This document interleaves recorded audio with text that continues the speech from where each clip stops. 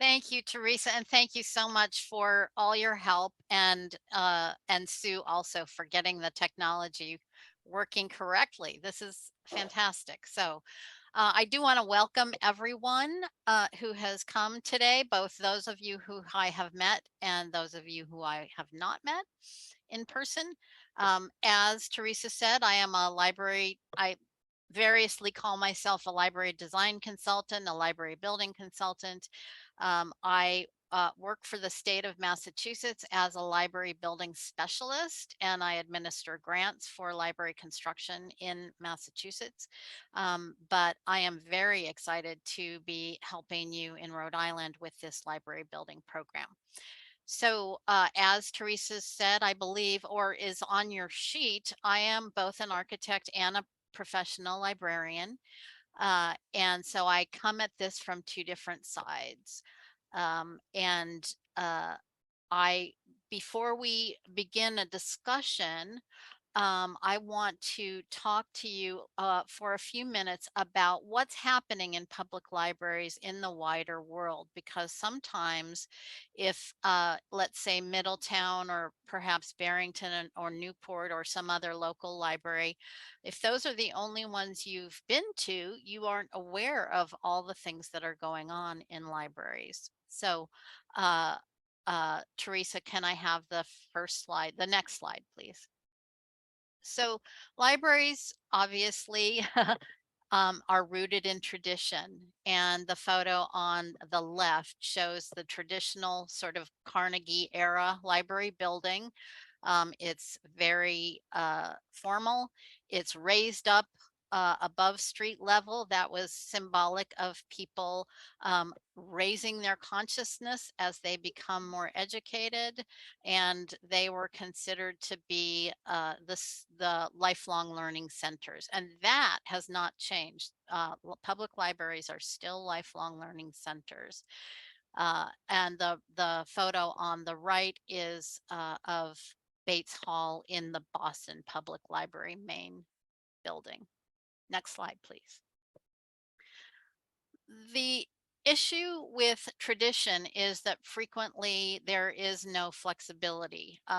Buildings are masonry, they are load-bearing walls, there is rigidity involved. And what has happened um, since the turn of the last century, libraries pretty much stayed the same through about 50 to 60 years.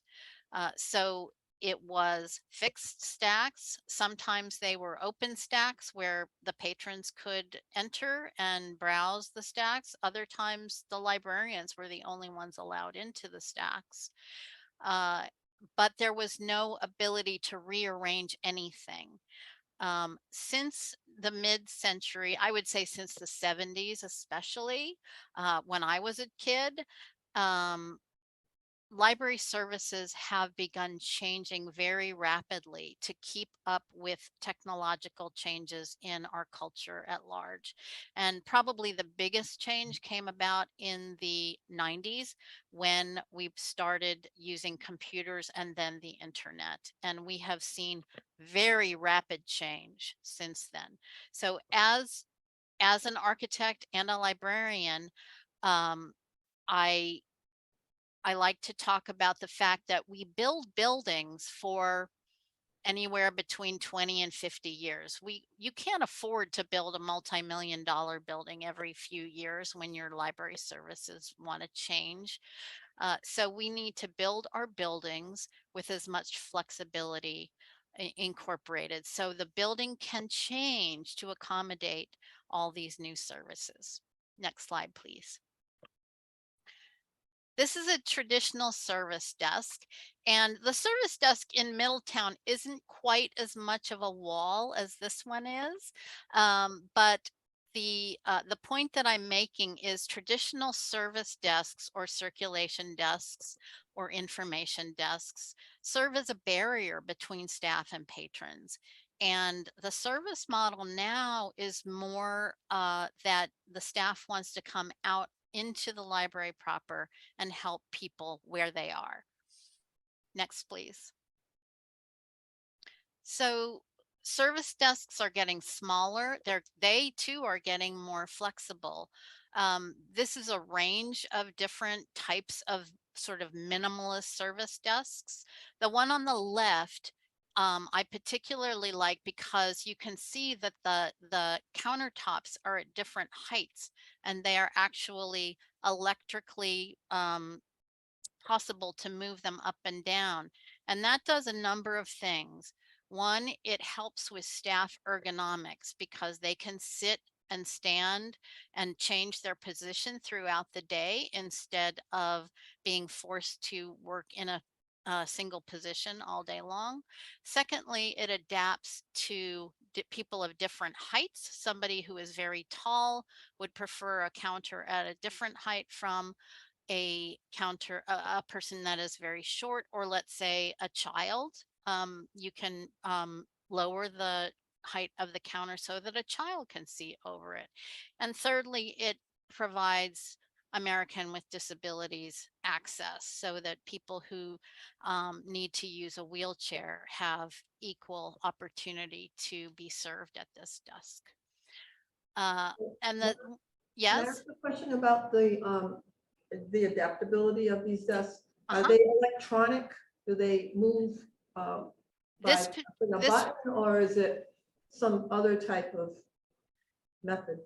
This particular one is electric. You push a button and it moves up and down, but desks like these are available in hydraulic and also crank formats also if you prefer not to use electricity.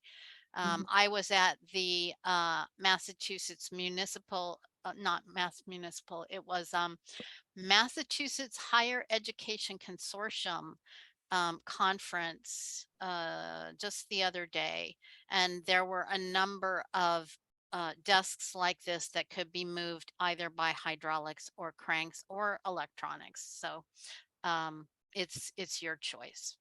Thank you.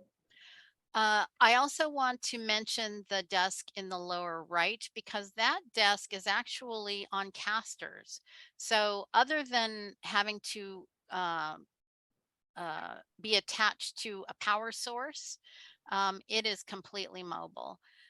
So, you know, there is a range of options in terms of size, modularity, configuration, and various other factors.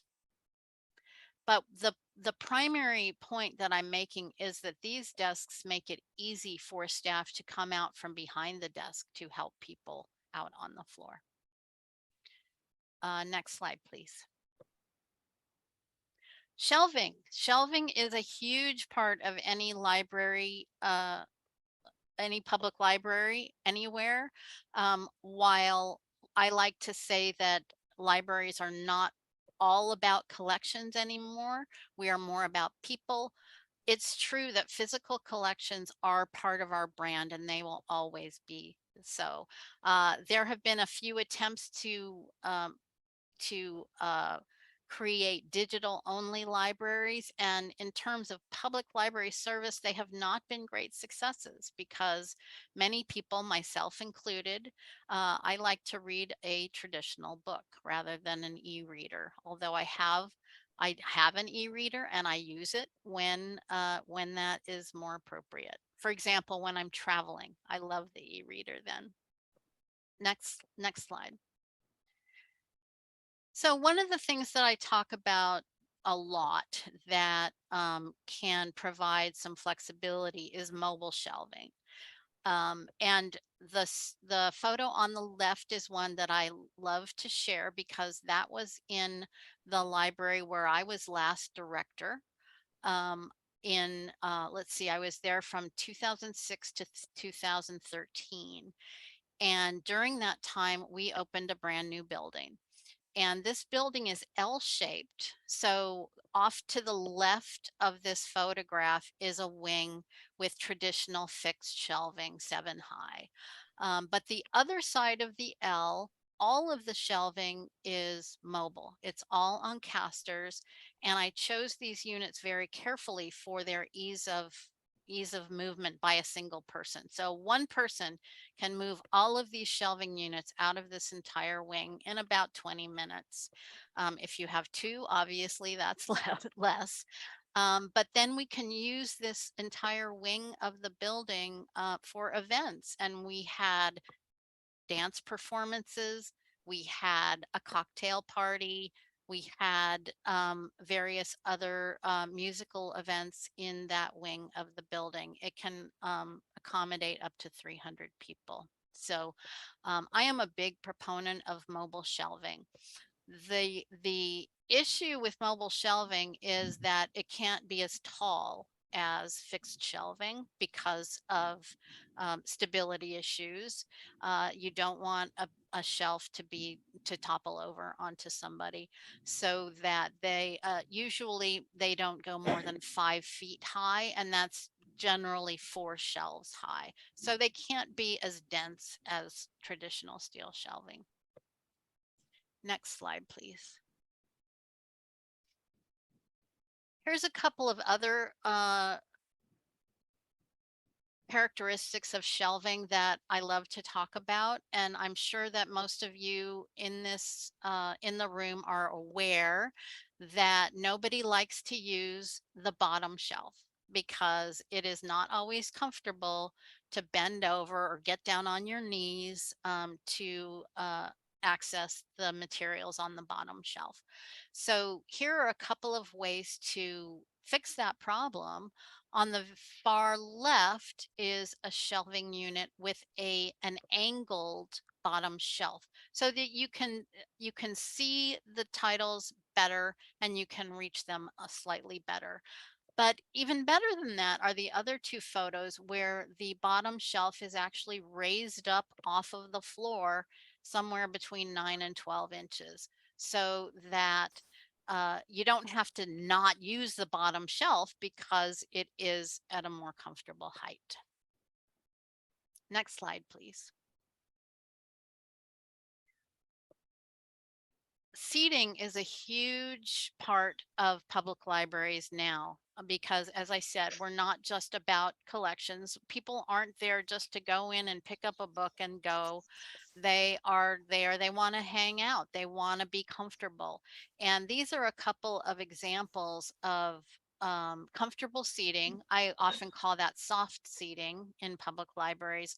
The one on the left is a more modern contemporary look, where the one on the right is a more traditional look. So you can accommodate these seating choices and these seating varieties of seating types in any style that you prefer. Next slide, please. Here's some innovations in seating.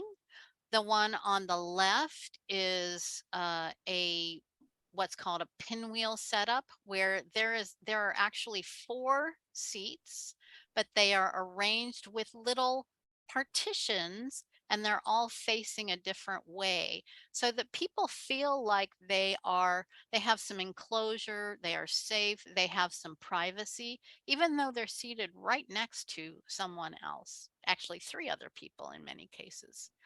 The photo on the lower right shows a seating option that again comes with its own little partition so that you have a sense of privacy even though you're in the middle of a space.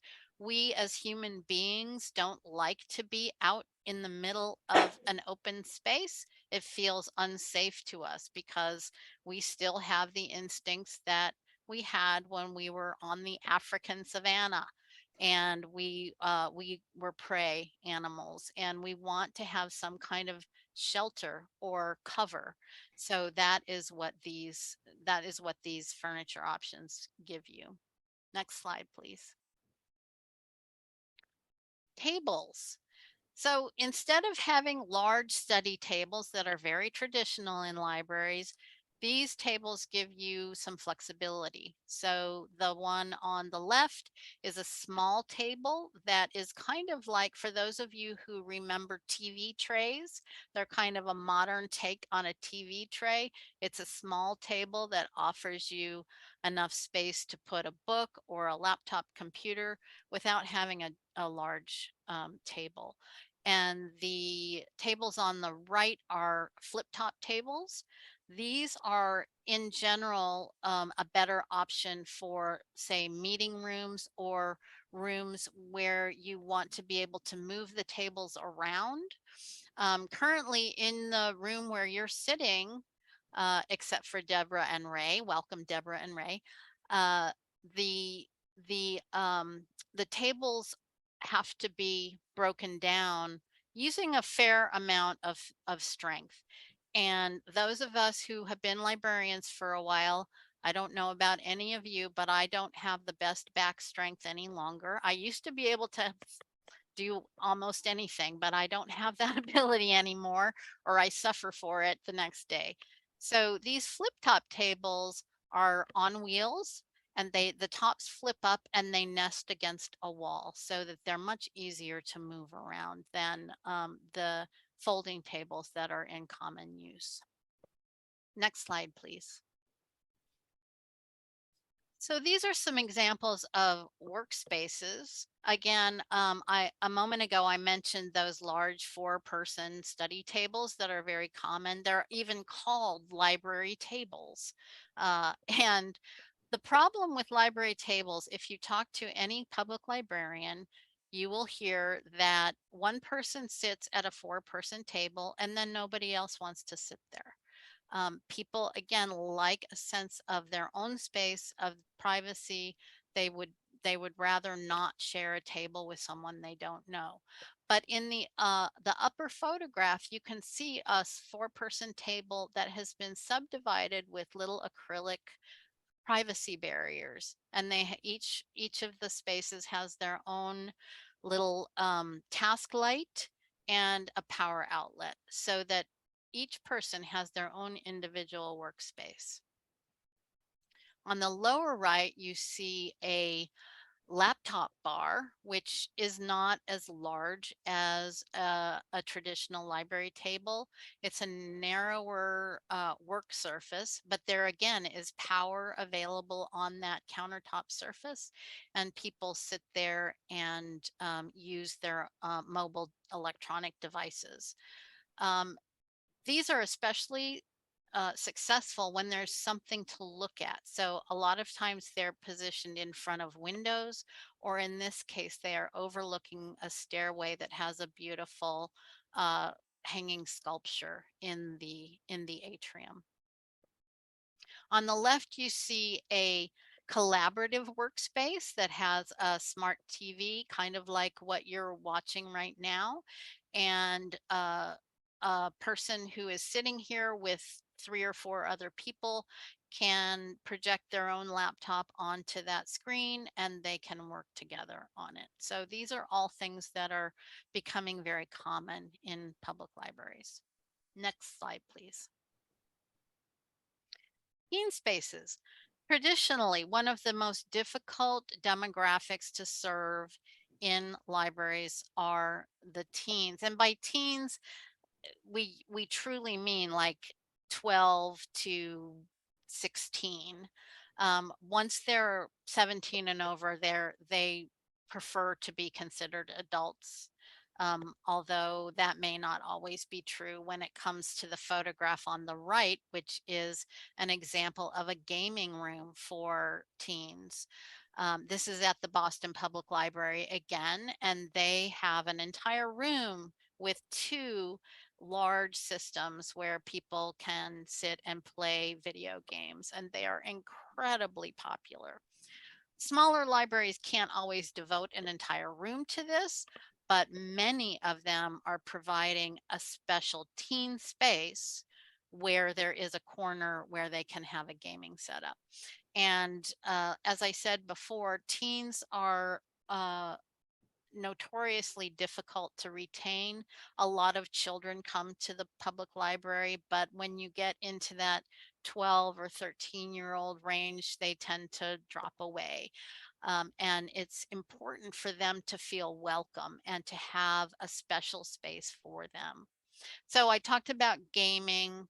On the left on the bottom, there's a example of a computer setup with some cool stools. And the upper photograph is just a picture of a coffee table that's actually made out of whiteboard surfaces. So kids can draw on that and it's fine.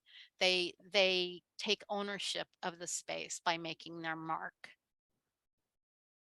Next slide, please. And of course, the children's spaces, the options are almost endless. On the upper left, you see a corner of a building that is covered in Lego surfaces. So it's not just a Lego table, it's a Lego wall, and kids can just go crazy there. Next to that is a spindle with floor pads. So story time, instead of having chairs for story time, you can just have little pads. And these are little petal shaped, flower shaped pads. On the upper right, again, seating can be really fun. These little elephant shaped seats. And the chair there is what's called a chair and a half. It's not quite a love seat, but it's larger than a chair. And that is designed for an adult and a child to sit together and read a book together. And then in the lower right corner is a row of educational toys, manipulable toys that are marketed for toddlers.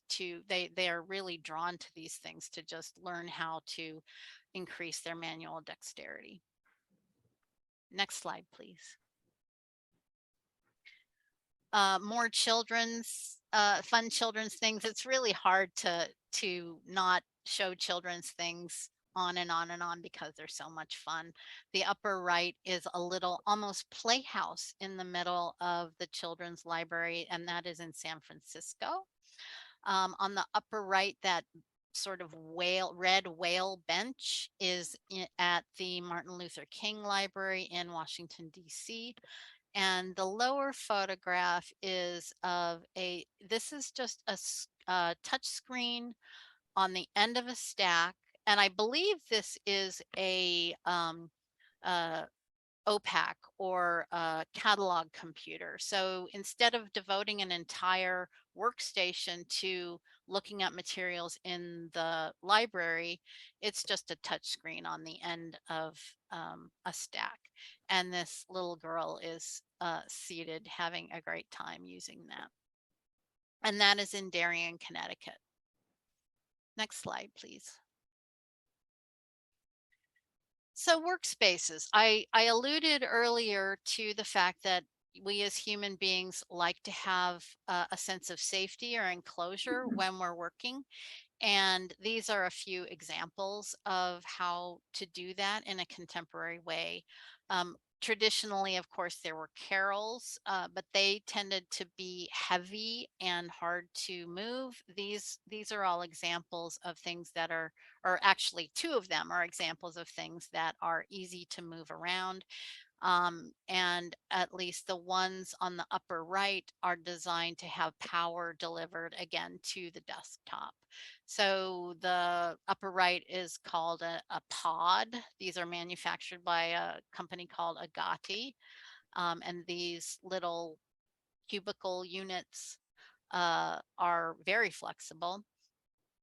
The lower photograph is of a study table that has its own little partition. Some of these are tack surfaces, some of them are whiteboards, so they can be used to collaborate or discuss or provide even a screen to project images onto. And the one on the right hand side, that is a carrel. It's a very modern looking carrel, and that is actually in the RISD library there in Rhode Island. Next slide, please. Oh, actually, go back one, please. I wanted to mention that I need to update this slideshow because in at the conference that I mentioned to you earlier, there was an amazing display of a product called Nook, and it is a almost a telephone booth like uh, product, and there are three different versions. One is literally a little booth with a door, and you go inside there. It's only designed for one person, but it excludes almost all of the sound outside of it. It is so acoustically um, dampening.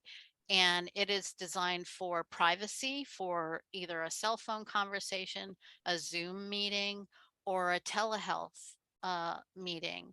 So it's on wheels. So all you need is a power outlet and wireless access to make these things work. The other two, one is designed for, it's kind of like a booth, but again, the acoustical sides and top are so strong that the difference in sound when you're sitting inside it and when you're standing outside it is quite remarkable. And the third one is uh, just the top and side, and it's designed to be accessible for wheelchair use. Again, it is on a wheels. So it was very interesting to see. I think many of you know that noise in public libraries is a big problem now because what I like to say is you used to have to find a special place to make noise in the library, but now you have to have a special place to be quiet in the library. But we need to provide those spaces where people can have privacy, have quiet, and really focus on their work. So Lauren, are those nooks all for one person or more than one person? Um, Said the one one that has a door on it is for one person. The what they're called shelter. I can't remember what the middle one is called. The other two are for two people. They're large enough for two people. person. Thank So you. I can give you the citation or the website for that. Next slide, please. So self-service is a huge trend in public libraries. Uh, Love it or hate it. You see self-service everywhere. I'm sure you have self-checkout in the supermarket. I'm not sure. I don't remember now if you have self-checkout in the Middletown Library. Teresa, do you have that? Yes, we do. We've had it for about 8 years now. Mm-hmm. And the reason we decided to go in that direction, mostly because of families coming in and wanting to check out, an armload of books. It was difficult for them to stand in a line at the circ desk. And oftentimes a parent or caregiver or grandparent would have to put the books down because the child was running out the door and they say, oh, I have to come back later to do this. And so, and we knew that self-checks were attractive to children. They really like to use it and help to check out books.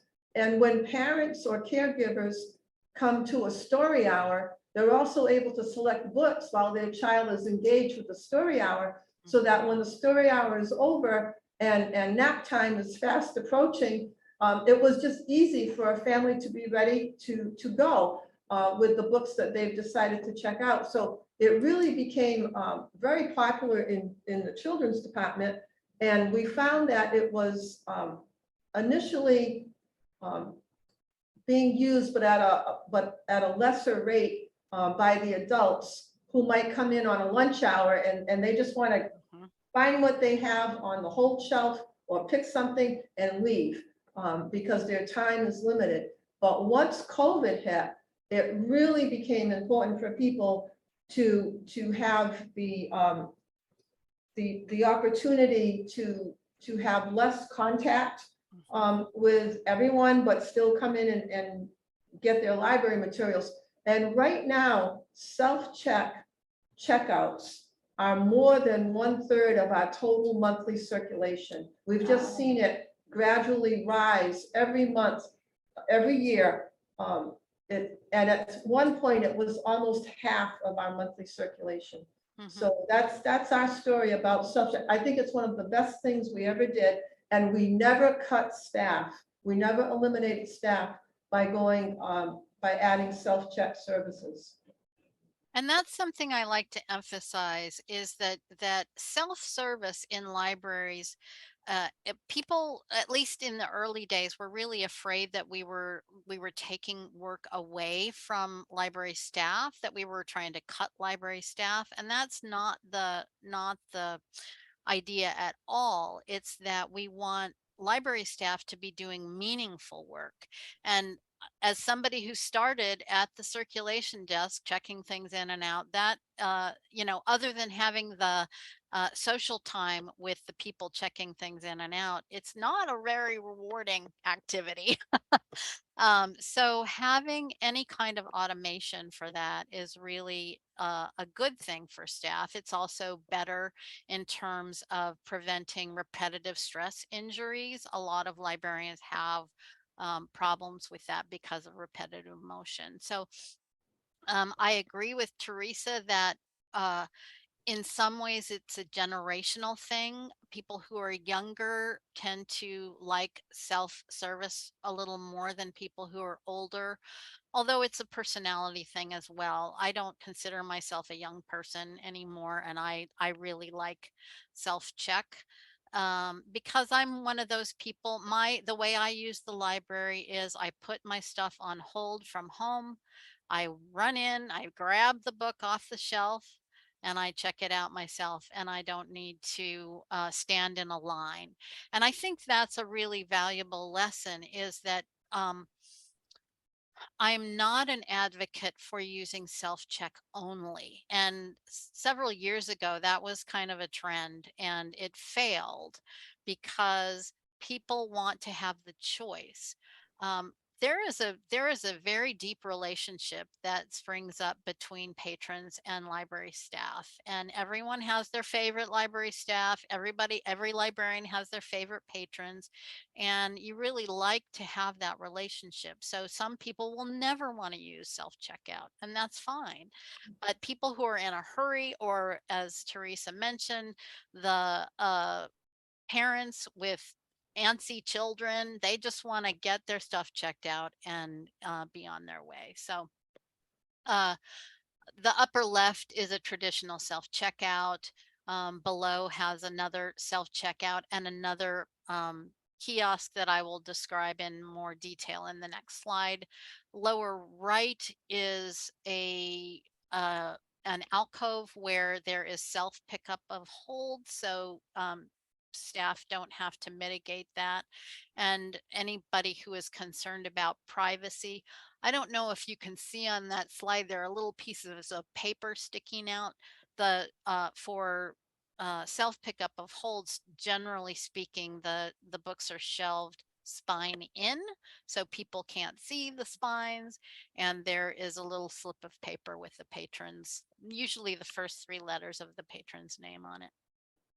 The one on the upper right is a combination of self-service and security. So this is a library in Massachusetts that they had a lot of problems with DVD theft.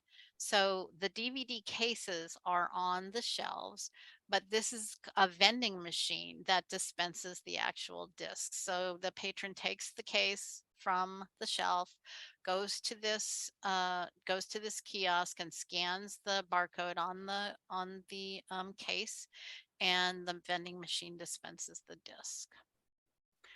Next slide, please. So these are a couple of other concepts that um, are being used in public libraries now for self-service. The two on the right, sorry, the two on the left are examples of laptop dispensing machines. So a person, instead of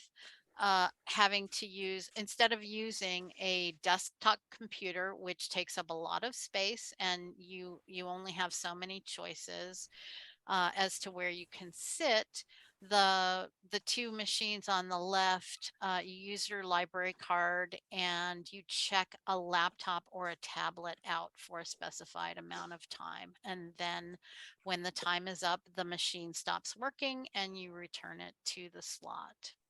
The machine, or yeah, it is a machine. On the right is a locker system, and these became very popular during the pandemic also, when people were looking for contactless services. So these are lockers where you, again, you put something on hold from home. And if you can't get to the library during regular work operating hours, you ask for a locker pickup, and the staff puts the item in a locker, and you get a code and you can come at any time and pick it up. Next slide, please. And welcome, Mike. I am just going to mute you. There you go. So food in libraries. A lot of librarians just cringe in horror when I talk about food in libraries, but what I like to say is, what do you think people are doing when they take your materials home? They're eating while they're reading their book. So why not? People want to feel comfortable in the library. If they're going to be there all day, having a food option is a really great service. So um, these cafes range from a true self-service, I mean, not self-service, a full service cafe like the one on the left, to a vending machine like the one on the right. And some libraries allow food or covered beverages anywhere in the library. Others restrict that to a specific space that has, let's say, resilient flooring instead of carpet. Next slide, please. Power and lighting. This is something that even 20 years ago, we had no idea what the demands would be for people to charge their devices. And since people are more and more bringing their own mobile devices into the library to use Wi-Fi, we have to provide adequate power and lighting for those people. So these are a few examples of lighting at the desktop. Instead of having a wash of uniform lighting, like, endless fluorescence. Although we've gotten away from fluorescence, we're pretty much now into LED lights for anything new. uh, it's still not the healthiest thing, and bringing the light to the work surface is better for our eyes. And then both of those tabletops are showing outlets in either the base of the lamp or embedded in the table itself, so providing that power option at the tabletop surface. And the photo on the upper left shows I can't remember what these things are called, but it's a little pole that brings you have it plugged in to, usually to a floor box, and then it has 3 or 4 outlets up at tabletop height. So 3 different people can use one single outlet. Next slide, please. And then there's library jargon. And I am a big advocate of not using the terms reference and circulation, because in my opinion, those are words for librarians. They're not words for the general public. And if you ask a library patron what circulation means, they have no idea. And if you ask them what reference means, they have no idea. So using the terms information or checkout or ask us, I think is a way to be more welcoming for those who aren't initiated. Next slide, please. And I always try to say yes. Uh, I have had many experiences in libraries where everywhere I turn, the answer to my question is no, you can't do that. And in order to provide a better user experience, I like to try to say yes, or at least let me see what I can do for you. And these are some clever ways of telling people what they can do rather than what they can't do. Next slide. So that is the end of my presentation. This is just showing some of the things that are happening in libraries. This doesn't even touch on things like maker spaces or libraries of things where you have tool collections or electronics collections where people can check out non-traditional items. Seed collections are another one that is very big. This just kind of skims the surface, but it gives you a few ideas of what's happening out there.